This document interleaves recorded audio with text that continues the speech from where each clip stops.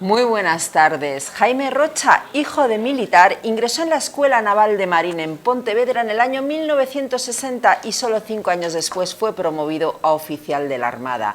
Durante más de una década navegó en varios buques y estuvo hasta en 6 ocasiones en los Estados Unidos, donde se especializó en los aviones Harrier de la Armada Española. Estaba allí cuando suena el teléfono y le dicen: Jaime, ¿quieres formar parte de los servicios de inteligencia? Entonces se llamaba CSIC, hoy CNI, y allí permaneció 25 años. Su primer encargo llegó coincidiendo con la transición en 1979. 4 años después fue llamado para trabajar en el gabinete del director, desde donde llevaba las relaciones exteriores. Mantenía contactos con los servicios de inteligencia europeos, la CIA, el Mossad, lo que se les ocurra. Una vida de película, eso es lo que vamos a averiguar. Su experiencia más apasionante, por cierto, la vivió en Praga, porque allí estaba con cobertura diplomática cuando el muro de Berlín se derrumbó. Hasta 1994 siguió en Madrid en el CSI y 2 años después lo dejó para ser gerente en una fábrica de azulejos de la familia Michavila, donde se queda hasta el 2002. 5 años después se jubila. Hoy es presidente en funciones de la ONG Madre Coraje y ejerce como secretario de la Asociación Católica de Propagandistas en Cádiz. Con él vamos a intentar desentrañar ese halo de misterio que envuelve a los servicios de inteligencia, si es que se deja. Jaime, muy buenas tardes. ¿Qué tal? Buenas tardes, Morena. Oye, la primera pregunta es obligada. Un espía tiene que sacrificar, y digo espía conscientemente, sí, tiene que sacrificar la vida familiar, los amigos, cuando le envían en misiones. Evidentemente, además. Tienes que ser un patriota para sacrificarte así para tu país. Estas cosas se hacen por idealismo, no por otra motivación. No hay una motivación económica, no hay una motivación de promoción personal, no hay ninguna otra motivación más que el patriotismo, el idealismo y el querer servir a tu país, ¿no?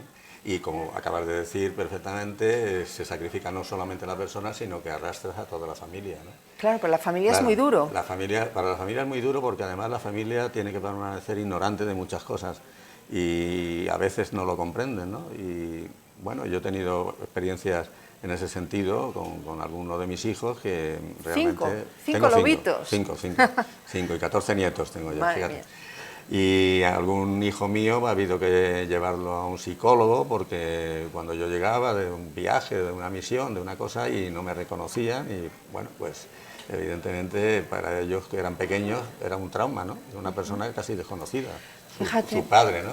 Te oigo hablar y digo, bueno, esto de la vida de los servicios de inteligencia tiene ese halo de misterio que vemos en novelas, en películas, pero seguro que en el fondo luego también tiene mucho de rutina, como todos los trabajos, ¿o no? No, para nada. Bueno, hay que distinguir una cosa. En un servicio de inteligencia hay tantas diferencias de trabajo como misiones, ¿no?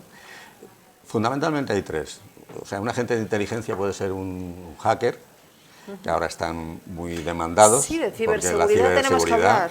Entonces, el hacker es una persona, como sabemos, que se dedica a intervenir en la guerra cibernética, en captar emisiones, en interferir, en hacer cosas de este tipo, ¿no? Luego está el agente de inteligencia, que se dedica al análisis de inteligencia, ¿no? Que son personas que están en un despacho, que reciben un montón de información y que de todo ese, cada uno son especialistas en un tema o en un país, ¿no?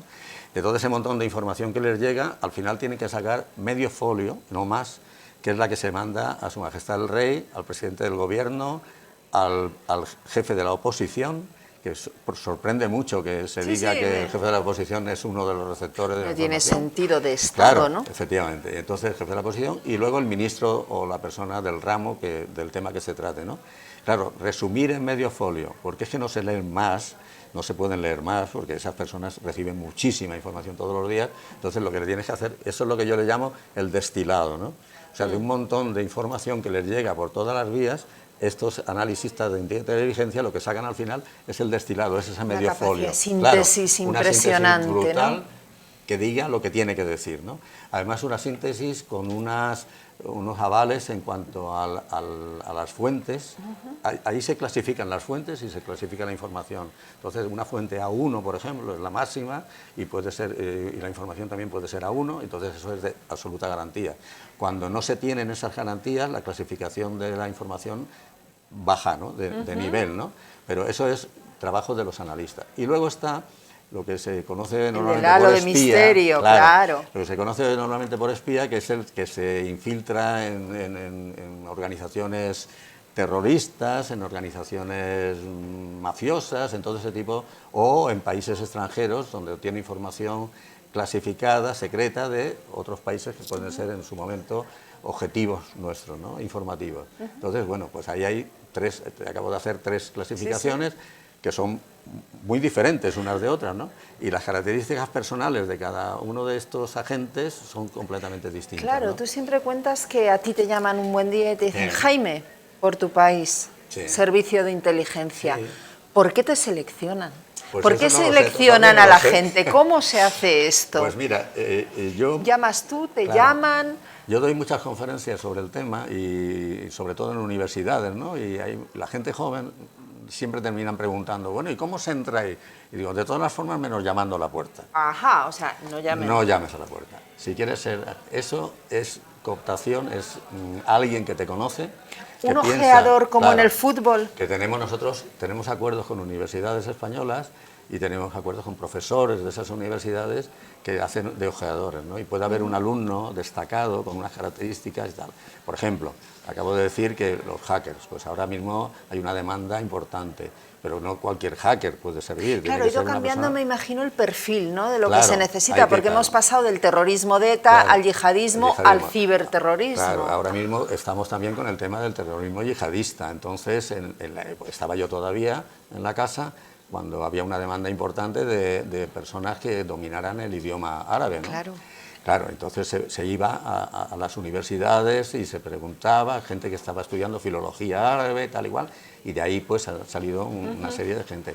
A mí, ¿por qué? Pues yo cuando me citan y me llaman a esto, pregunto, bueno, ¿y ahí qué se hace? Y me dicen, como toda explicación, me dicen, no, ya te enterarás. Y digo, ¿cómo ya te enterarás? Digo, aquí hay un acto esto sí de fe, es como en las películas, fe, ¿no? Esto sí es como en las películas, claro, entonces, y la segunda pregunta fue, ¿y vosotros pensáis que yo sirvo para esto? Sí, estamos seguros que tú sirves para esto. Solamente tienes que decir sí o no. Entonces dije que sí, y ya pues todos los trámites, a mí me nombran y luego me desnombran, porque la Armada no quería prescindir tampoco de mí. En la escuadrilla de Harry yo llevaba 1 año y medio, tenía que estar en una permanencia de 4 años. Mis jefes de la escuadrilla y de la flotilla y tal, pues se rebelaron contra mi nombramiento, lo anularon. Yo llamé a los que me habían llamado para el CSI y se lo dije, bueno, esto se ha quedado en nada porque al final la Armada no me deja marcharme.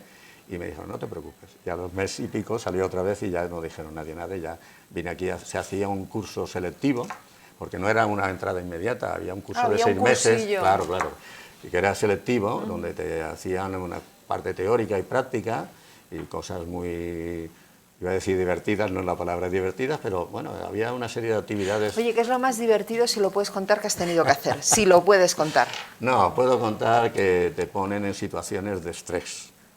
Para ver si aguantas. Situaciones complicadas, ¿no? Te ponen en situaciones de estrés, que no voy a referir ninguna de ellas, pero sí, te hacen pruebas donde tu templanza, digamos, tu dominio de ti mismo y tal, pues superes esas situaciones que luego efectivamente las tienes que pasar, ¿no? Claro, porque me imagino que el autocontrol Claro, fundamental, sí. Es fundamental, sí. ¿no? A mí me hicieron una entrevista a un periodista desde Filipinas, tú sabes que yo tengo unos blogs y tal, y los leen mucha gente. Sí, de hecho, aquí en La Razón. Sí. Hay que leerlo, en La Razón a Jaime Rocha. Hay que leerlo. Entonces, un periodista español que estaba en Filipinas tal, y me dice, bueno, ¿y cuál es? Digo, mira, hay un factor fundamental que es la inteligencia emocional.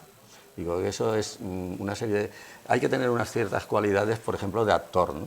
Porque tú te tienes que meter en personajes que no eres tú, ¿no? Claro. Ten en cuenta que yo viajaba a muchos países con identidad... Fíjate, yo estoy pensando en el lobo, ¿eh? por Sí, ejemplo. bueno, luego se Claro. metió en ETA y tal, eso, bueno, eso tiene muchísimo más mérito, ¿no? Meterse donde se metió él y lo que consiguió, que fue desmantelar ETA Toda la político-militar y cúpula, tal, ¿no? efectivamente. Jugándose el tipo, tal. Bueno, yo no he llegado a eso, pero también me he metido en Pero tú algunos ibas sitios. por el extranjero. Fundamentalmente en el extranjero, y, sí. bueno, el muro no se derrumba, el muro lo tira la gente abajo, porque el muro no se derrumba, decimos No, caída, derrumbe, el muro- no. el muro La se gente tira, que estaba sí. detrás del muro coge un buen día y dice, hasta aquí hemos llegado, Sí. y lo derrumba. Y a ti te pilla detrás del telón de acero. Yo estoy en Praga. Checoslovaquia en aquella época. Claro, en Praga. Yo estoy en Praga, a mí me manda Manglano. Ahí hay un libro, una novela que acabo de terminar, que si se publica tendráis ocasión de verlo. La tienes ahí, La tengo aquí, sí. fíjate. Sí. Enséñala, Sí. déjamela, Jaime. Sí, te la dejo. Porque es que esta novela todavía necesitas Editor. publicarla y editor, Necesita pero editor. tiene una pinta Estoy en busca de Operación editor. El Dorado. La operación americana del bombardeo de Trípoli y Bengasi el año 86, después de que hacen el atentado de la Bell en Berlín, que matan a 18 norteamericanos, después de que hacen el atentado del Descanso aquí en la Sí, carretera de... el primer atentado Claro, yihadista de exacto, España. el de Descanso. Y ahí en esta novela aparece el atentado del Descanso y el protagonista está en ese momento ¿sí? en el Descanso. Sí. Estoy haciendo publicidad de mi libro, si me lo permite. Sí, pero nos estás Sí, contando cosas claro. que igual no se conocían. Sí, es verdad. Y después del atentado de la Bell, los americanos montan una operación que se llama el Dorado Canyon, y en esa operación consistía en bombardear Trípoli y Bengasi, fundamentalmente las instalaciones libias de militares, y sobre todo buscando a Gaddafi, ¿no? O sea, el objetivo era Gaddafi.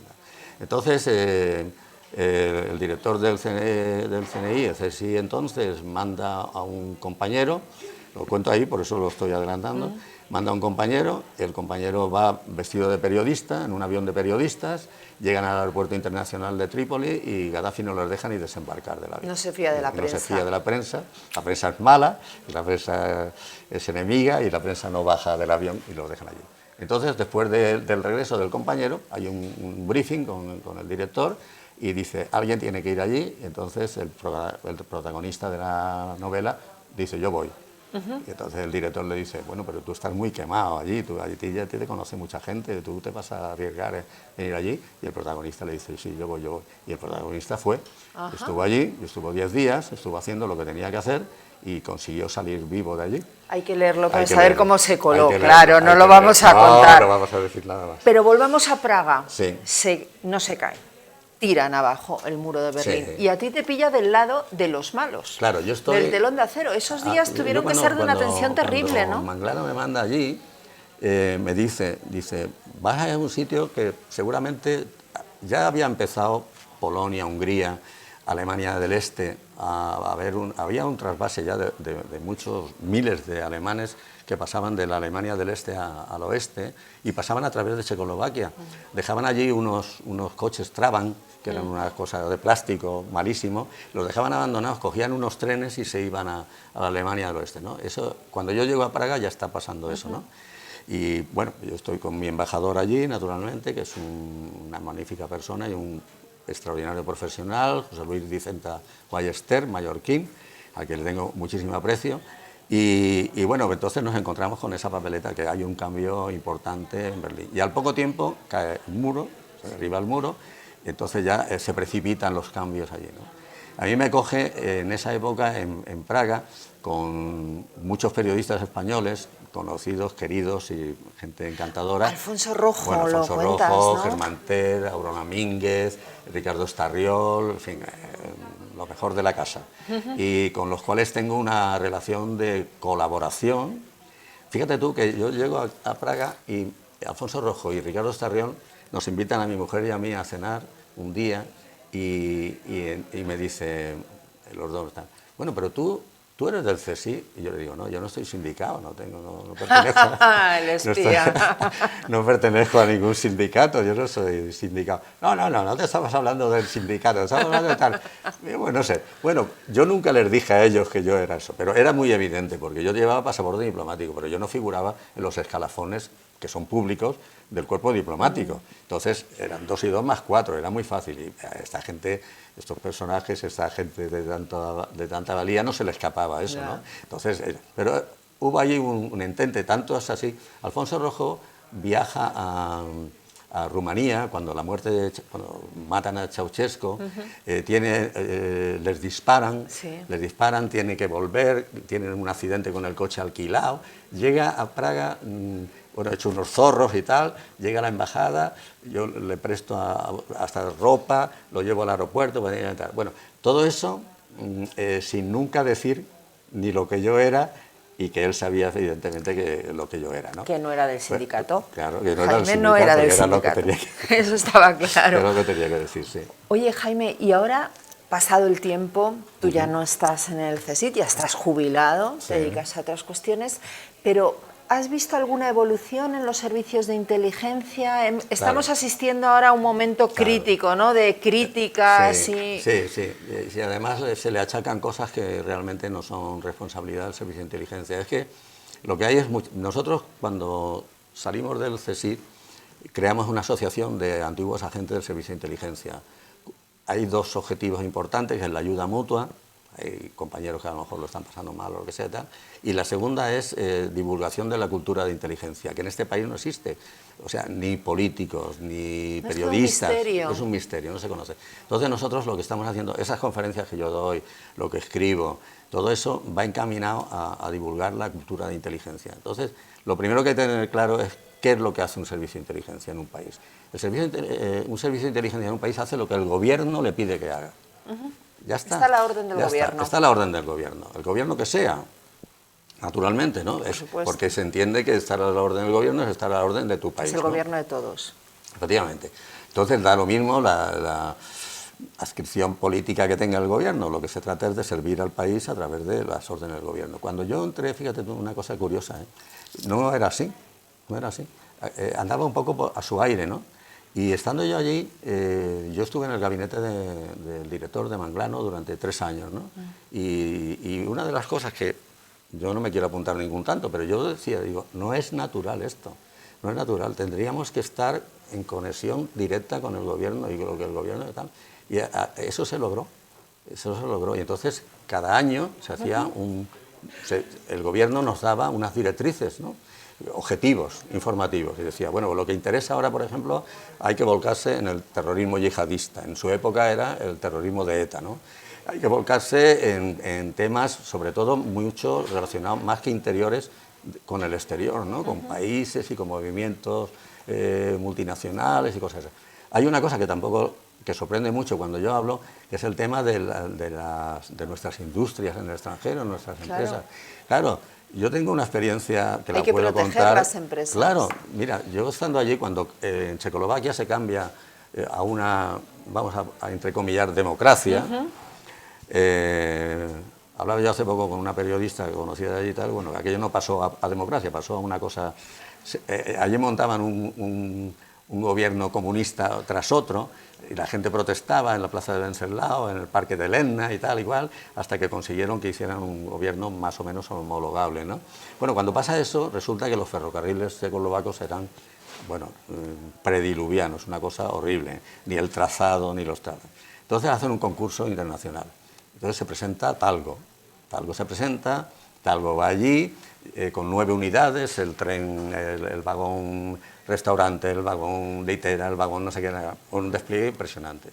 Hacemos un viaje, yo iba en ese viaje, desde Praga a Bratislava, el trazado era horrible, las estaciones que parábamos se asomaban como si estuvieran viendo un ovni, una cosa que para ellos absolutamente desconocida, esa tecnología tan avanzada, y además hace Talgo una oferta sensacional. Ellos tenían en Pilsen, allí arrumbadas, como 200 máquinas de tren, de muy buena calidad.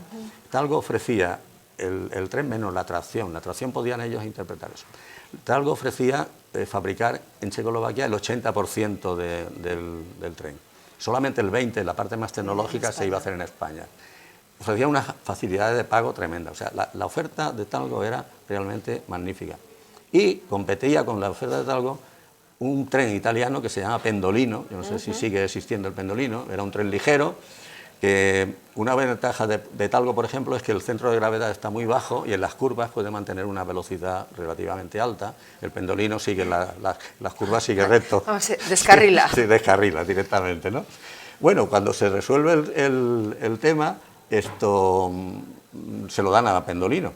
Anda. Sí, que no habían llevado ni un vagón ni habían llevado nada de tal. Entonces el embajador, José Luis Díaz de Ballester, me dice: Jaime, entérate de qué ha pasado aquí, porque esto no Claro, es eso normal. es otra labor Sí, sí, sí. para los servicios de inteligencia. Sí, ¿Por qué las sí, empresas españolas claro. a veces Entonces, se quedan fuera? entonces yo hago mis averiguaciones y me entero que, bueno, aquí hablamos de la corrupción nuestra, pero es que la corrupción allí era igual o peor, ¿eh? La verdad es que me lo había imaginado, Uf, que solo un maletín claro, podía... eso fue allí, originar juntaron aquello. a todo el mundo y se llevaron el concurso. Entonces, los servicios de inteligencia trabajamos también, o trabajaba cuando yo estaba, en el tema de los grandes contratos multinacionales.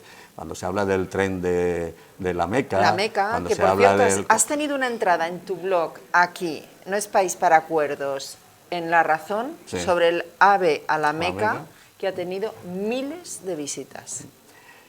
Ya me lo dijiste y me alegra mucho porque uno escribe para que lo lean, como tú muy bien sabes, y entonces que me hayan entrado 1000 visitas me parece una... Pero todo eso, y como pasó con el Canal de Panamá, todos esos grandes contratos, ahí hay una competencia brutal, no solamente a nivel empresarial, es que a nivel de gobiernos, de Estado y tal. Cuando dicen, oye, por ejemplo, el saudí que dice, si no el rey de España no participa en esto, aquí no hay nada que hacer. Pues el rey de España se implica y va y tal. Sí. Oye, quizá entonces la parte, se me ocurre, más desagradecida del trabajo de espía, pienso, debe ser que cuando tienes un éxito nadie se entera, Claro. y cuando tienes un fracaso todo el mundo te critica. Efectivamente. ¿Es así? Es así, es así. Yo en la conferencia hablo de los fracasos que son los más... Mira, hay un fracaso a nivel mundial que ha sido las primaveras árabes. Totalmente. Pero eso ha sido un fracaso rotundo porque los resultados ya los estamos viendo. Salvo en Egipto, quizá. Egipto, bueno, a medias, ¿eh? Egipto a medias. El único país donde parecía que la cosa, bueno, y creo que todavía está, es Túnez. Túnez.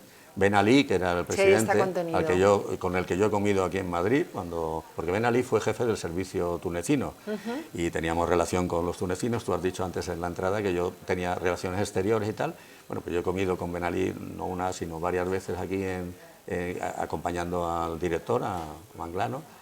Y bueno, pues este hombre luego ya hizo cosas muy malas cuando fue presidente y favoreció a la familia. Un dictador. Un dictador y tal. Bueno, entonces Gaddafi era otro dictador y todos eran unos dictadores y tal. Entonces, Occidente, yo creo que los servicios de inteligencia, equivocadamente en este caso, pensaron que era transportable o era transmisible una democracia estilo occidental para bueno, esos era países. La teoría neocon también, Claro. De Estados Unidos, de Exacto, George Bush sí, en bueno, aquella casi época, todo ¿no? esto va impulsado por Estados Claro, Unidos, por ¿no? eso. Es el que pone en movimiento de esto, como puso en movimiento la invasión de Irak y todas esas por cosas. eso te digo. Errores tras errores. Bueno, hay que reconocerlo. Y no siempre se tienen las informaciones oportunas, y en el tema de las armas de destrucción masiva, que efectivamente las había habido, pero que en ese momento no las había. Entonces ahora ya sale el primer ministro británico diciendo que había un informe de la CIA erróneo y tal y cual. Yo, fíjate tú, a mí me preguntan muchas veces esto y tal, y yo digo, vamos a ver, el servicio de inteligencia lo que tiene que hacer es informar a su gobierno. Hemos dicho que la dependencia es en cuanto a objetivos y en cuanto a información. Destinatario es el gobierno. Que luego el gobierno hace lo que le da la gana. ¿Lo tiene en consideración o no? Yo no sé si el informe de la CIA sobre las armas de destrucción masiva era así, de que había o no. Es posible que no, es posible que el informe fuera tal, pero el gobierno norteamericano Se lo creyó. luego hizo lo que quiso. Claro. Dijo, bueno, pues ya está. Y lo mismo que el gobierno americano, el gobierno español, o el francés, o el inglés, o el otro, ¿no? Ellos son los que tienen que decidir. Nosotros somos los encargados de informar, informar lo más fehacientemente posible, pero las decisiones son gubernamentales. Son ejecutivas. Efectivamente. Digamos. Oye, ya para terminar, han pasado muchos años, tú ya estás dedicado a ayudar a tu país, por ejemplo, con la ONG Madre Coraje. Si echaras la vista atrás, en ese momento en que te llaman y te dicen, Jaime, ¿te vienes al CSIC? ¿Volverías a decir que sí? Sí, por supuesto. ¿Lo tienes clarísimo? Sí, clarísimo. Sí. O sea, que algo tienen los servicios de Sí, inteligencia. sí, sí. Yo he sido muy feliz, pasando muchos riesgos, pero he sido muy feliz, porque he visto el fruto de mi trabajo. Eso es importante, ¿no? El que uno esté contento con lo que hace, y además sé que lo he hecho por lo que lo he hecho, que lo he hecho por mi país, y que todo haya salido bien y que yo al final pueda contarlo, que también es importante, pues para mí eso es la satisfacción más grande. Y mi familia, que ha sido también una parte importantísima en todo esto, que ahora se sienta también feliz y que reconozcan lo que su padre ha hecho por este país, ¿no? Jaime, Eso es un punto de orgullo para mis hijos, ¿no? para mí ha sido un verdadero placer tenerte hoy aquí. He aprendido un montón. Luego te haré un montón de preguntas más fuera de cámara, pero muchas gracias por habernos acompañado Muchas gracias a ti por aquí invitarme. en La Razón. Nos vemos muy prontito aquí de nuevo en La Razón Televisión.